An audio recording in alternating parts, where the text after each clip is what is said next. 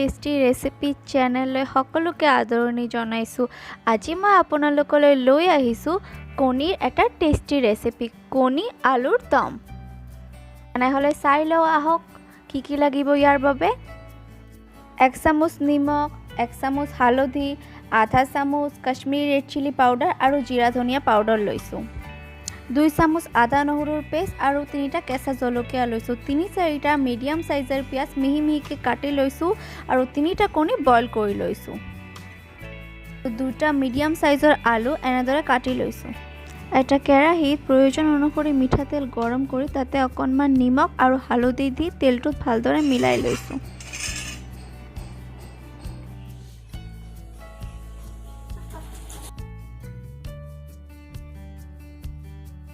তাৰ পিছত বইল কৰি ৰখা কণীকেইটা তাতে দি ভালদৰে ৰংচুৱা হোৱালৈকে ভাজি লৈছোঁ।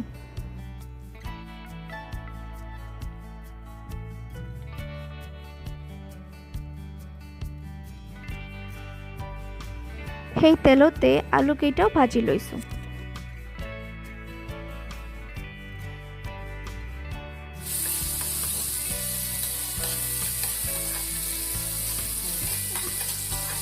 আকৌ কেৰাহীত অকণমান মিঠাতেল দি লৈছোঁ।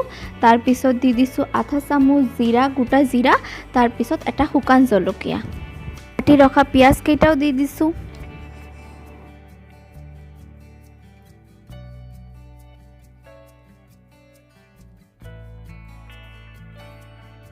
পিঁয়াজটো অকণমান ভাজি লৈ তাতে কাটি থোৱা কেঁচা জলকীয়া কেইটাও দি ভালদৰে লৰাই লৈছোঁ। পেষ্ট দি লৈছোঁ আৰু ভাজি লৈছোঁ কেঁচা গোন্ধটো নোযোৱালৈকে। তাৰপিছত বাকী মছলাকেইটাও এড কৰি দিছোঁ। অকণমান দেৰি মছলাখিনি ভাজি লৈ মছলাখিনি যাতে পুৰি নাযায় সেইকাৰণে অকণমান পানী দি লৈছোঁ আৰু ঢাকি দিছোঁ 5 মিনিটৰ কাৰণে।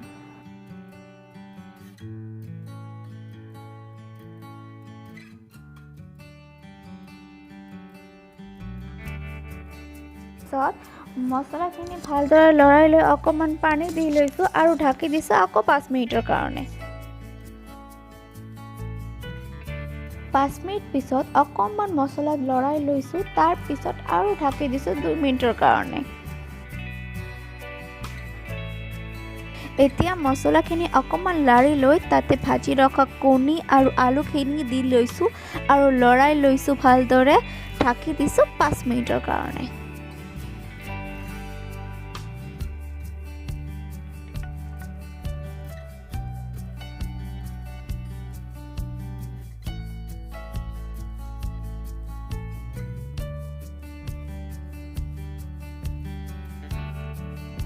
মছলাখিনি অকণমান লৰাই লৈ তাতে অকণমান পানী দি লৈছোঁ আৰু ঢাকি দিছোঁ 5 মিনিটৰ কাৰণে।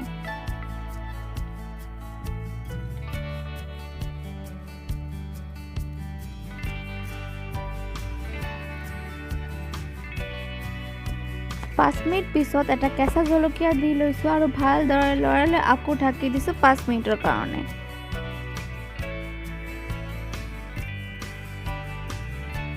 আমাৰ কণী আলুৰ দম ৰেচিপিটো খাবলৈ ৰেডি।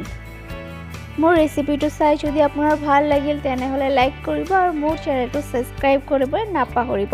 ভিডিঅ'টো চোৱাৰ বাবে ধন্যবাদ।